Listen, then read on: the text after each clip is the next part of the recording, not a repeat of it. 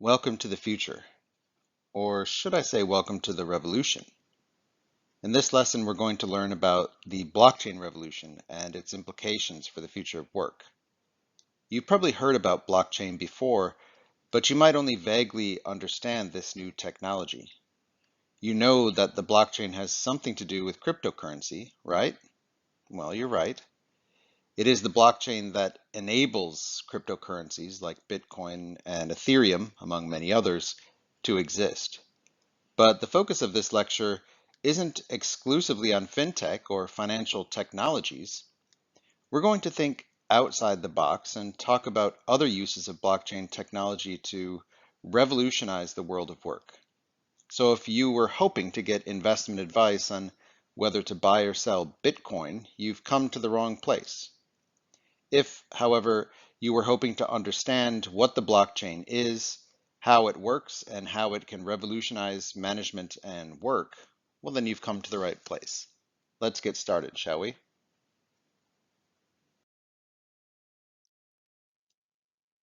Blockchain is synonymous with cryptocurrency to the layperson, but it is so much more than just that.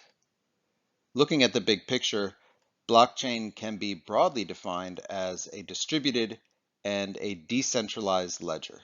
The ledger contains data that are encrypted, meaning that they can only be unlocked by individuals who hold the right keys or passkeys. What makes the blockchain particularly special is that it's virtually unhackable. And I say virtually because no data can be perfectly secure and unalterable, but this is about as secure and safe a platform as you're going to find anywhere. This is why cryptocurrencies use blockchain technology because it is so difficult to hack. The safety and security of data contained on a blockchain ledger comes from the decentralized nature of the platform. No one individual or entity can control the information on the blockchain. In this sense, the blockchain is a democratic technology. Any changes to the data contained in the ledger must also be made on the various copies of the ledger held by all members of the blockchain.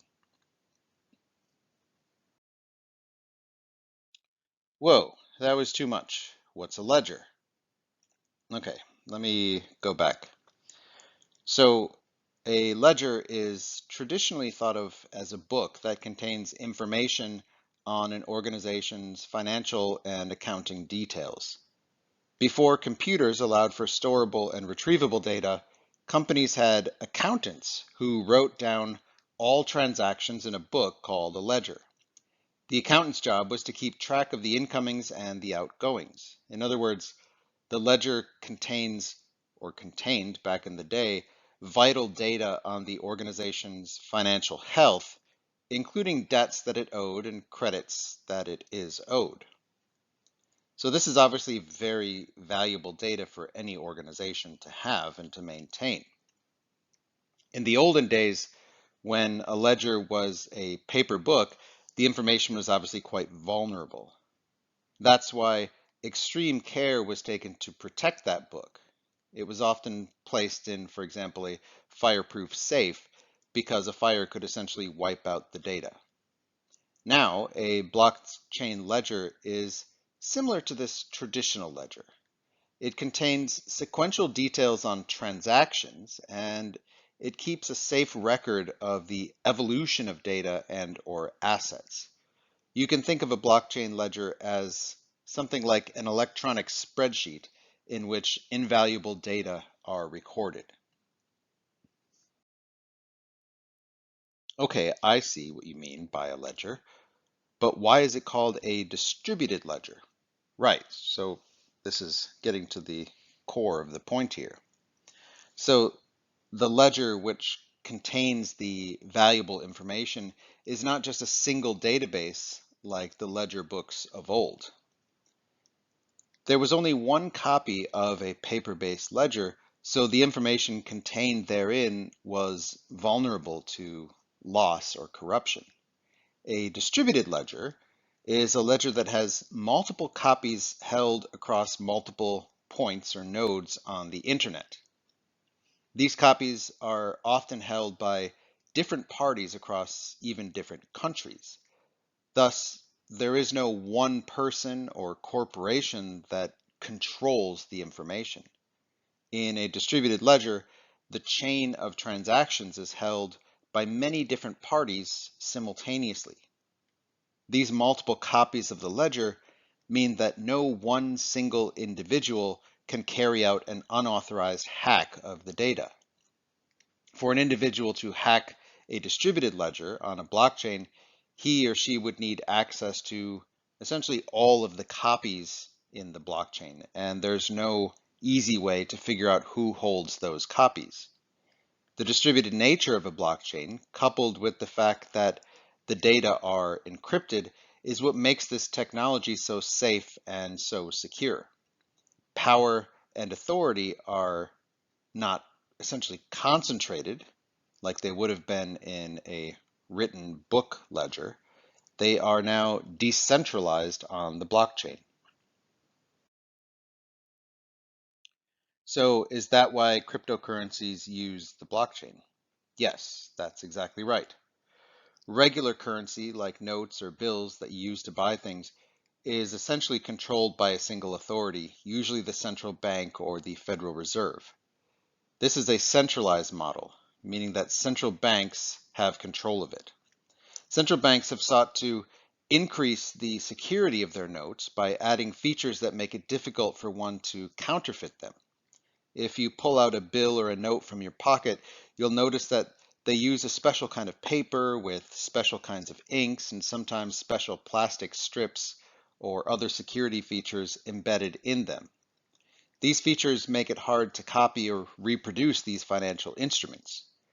Blockchain monies like Bitcoin and Ethereum, again, among literally thousands of other crypto coins, don't use paper money. Furthermore, there's no one entity like a central bank that can determine its value. The value of the cryptocurrency comes from the market itself. Its value fluctuates based on changing demand for the crypto, which is something that is sometimes higher and obviously sometimes lower. In other words, the value of a cryptocurrency is shaped by the free market. So this is one of the reasons that governments have been so cautious in terms of approaching cryptocurrencies. Are the applications of blockchain tech limited to cryptocurrency? No, not at all.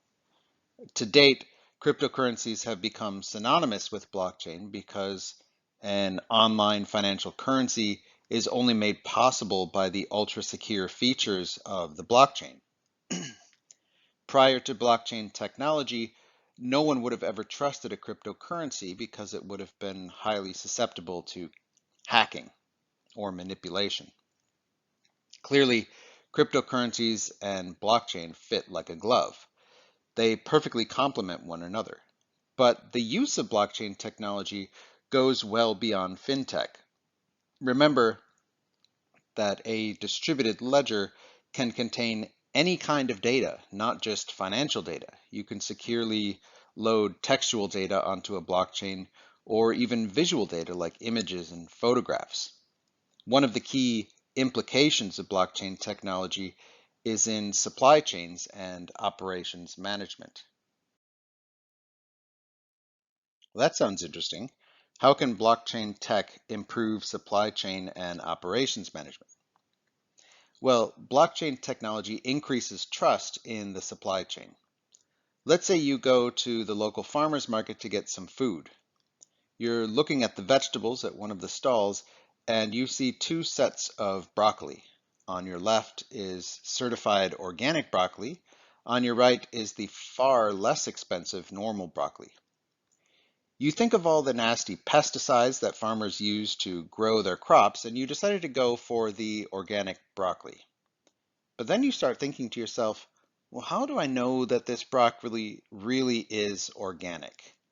What's to stop the seller from just labeling it organic, even though it was grown on a farm that uses pesticides? So, in the end, what it comes down to is you don't trust the product. However, If the supply chain of the organic broccoli could be traced back to an organic farm from which it came, then you'd be much more likely to buy it and spend the extra money. Take wine made in France as another example. If you're in China and you want to buy a French wine, how do you know that the wine really came from France? What if the wine was made in China and someone just decided to slap a counterfeit label onto it saying that it was made in France? Again, a distributed ledger can verify exactly where the grapes were grown, the wine was made, and subsequently exported. I see. Are there any other applications of blockchain tech? Yes, indeed. There are countless applications, in fact. One of the more exciting developments in recent years is the smart contract, which was first built by Ethereum using their Solidity code. Smart contracts are really exciting, in my view at least, especially in relation to the future of work. In short, a smart contract is an electronic contract situated within the blockchain. It's based on if-then logic. For example, if X happens, then Y is the result. These contracts have many advantages over written contracts. Smart contracts are virtually unhackable for reasons already articulated before. Once they are constructed and agreed between parties, they are essentially immutable.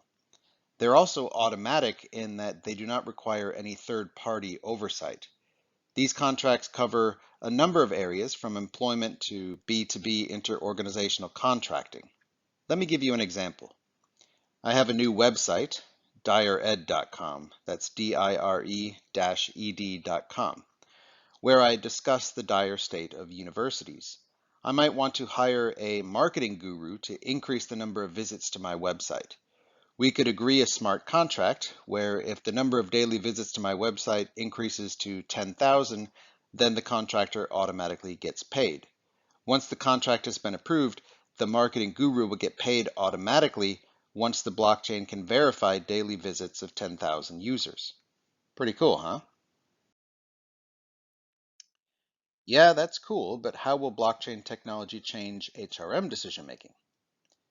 We'll definitely get into this question after this and in this week's podcast, but I'll give you a short overview now of, very briefly, the HR function and how it stands to benefit from the use of blockchain technology.